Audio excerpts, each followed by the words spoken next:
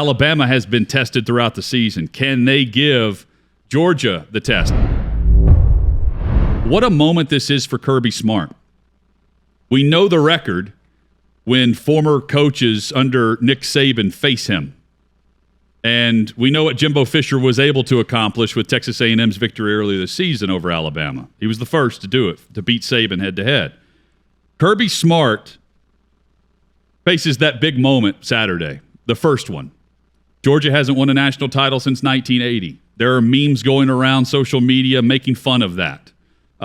Everything that's happened since 1980, or how far you have to go back to reach 1980 for what it might mean for people that are familiar with Georgia football today. It's funny to think about, but it's also fun to think about what Kirby Smart can accomplish by taking the team he played for to a national title run and hoisting that trophy. And it starts by being a favorite against Alabama. Chad, you mentioned this, how rare it is that Alabama is an underdog. You pointed this out earlier this week. 92 straight games. They have been the favorite since October of 2015. That was the last time they were an underdog in any game. That game, I believe, was at Georgia in 2015. Going all the way back to then. I have to go back and check, but 92 straight games. It is certainly rare for Alabama to be an underdog against anyone. I've said this since probably week 5 of this season, watching this Georgia team. They're really going to have to screw it up to not win the national title. They are that much better than everyone else. They are that much. Their defense is such a separator from every other team in the country that they're going to have to screw this thing up to lose it. It starts this weekend, getting that Alabama behemoth off their back for Kirby Smart, for that Georgia team. I think they're a lot better than Alabama. I also know Nick Saban and know the history with these two programs and know the history with these two coaches head-to-head.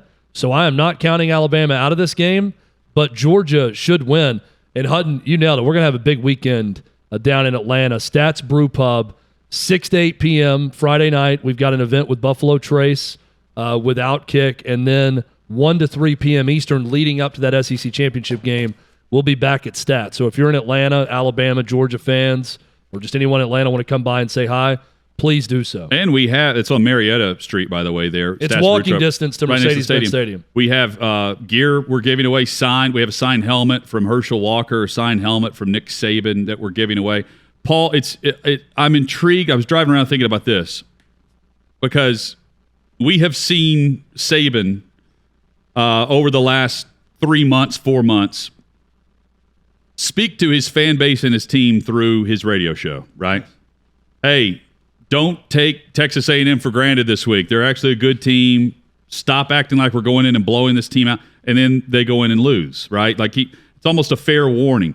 And I think for year after year after year, every week, even this week, in years past, he has had to explain to his team, don't take this week for granted and just assume you have it. And now he doesn't have to do that. Well, for the first time in years, he does not have to do that. You see, he's the boy who cried wolf, though, because he says that every year about everybody, doesn't he? And most of the time, not like this year. Yeah, but most of the time, it doesn't really hold a lot of water because they steamroll people. Yeah. This year, it has held water because these teams are better and his team isn't as good. You talked yesterday about Auburn played really good defense in the Iron Bowl, and Alabama's offense is not as good. That's why it's hard for me to imagine. Look, we know week to week anything can happen here, and those upsets being sprung are the charm of the sport. But if Alabama pulls this off, it'll really be impressive. Because as good as Auburn's defense was, it's not anywhere near the category of Georgia's defense. Right. And so Alabama struggled like hell against Auburn's defense and had to come up with a last drive of the game scenario and a phenomenal throw to score the tying touchdown and then taking control in overtime. It was hard as can be and as narrow as possible against Auburn.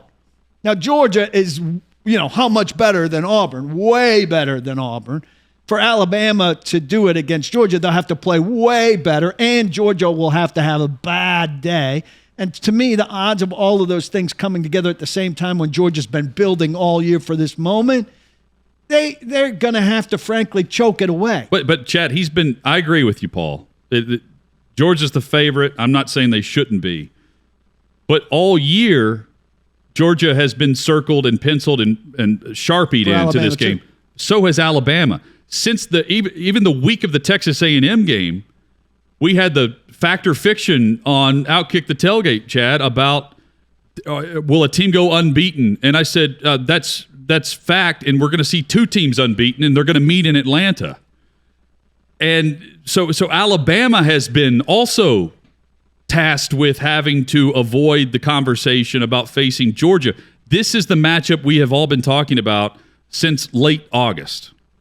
And then Bama lost that night, which is but even then shows we some knew, of the unpredictability. But yeah, we knew there was going to be these two teams, and here we are. We're in December. Today's December 1st. Saturday is December 4th. And we're going to have an SEC championship with the two teams we knew that were going to be there. Nick Saban clearly views this team differently. He has all year. The messages to the team at his coach's show, the giddiness over close wins and not frustration over the close wins. He knows this team is different. So let me play into this why that may be a benefit this weekend. Any other Alabama team under Nick Saban actually practicing the quote-unquote process of what he does about not playing to the opponent, playing to your own standard, playing every play at a time, playing about a victory within each play, that's the great Saban teams. That's what they do better than anyone else. Doesn't matter if they're favored by 40 or if they're favored by 3. And in the last 92 games, they've been a favorite. So it's been one or the other or in the middle. This is a team that emotionally has had some swings of play this year.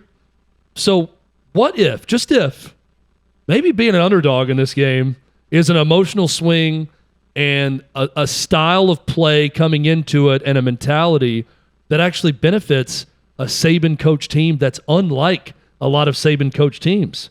And they actually play up and play better than they have this year because, for the first time in a while, we are disrespected.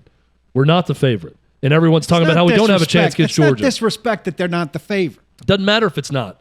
If it is to them, it matters. Most Alabama coach Nick Saban coach teams wouldn't matter one bit because they don't allow external factors to bother them one bit because they become robots like their coach. Yeah. And they fall in deep into the process and they don't care about anything else.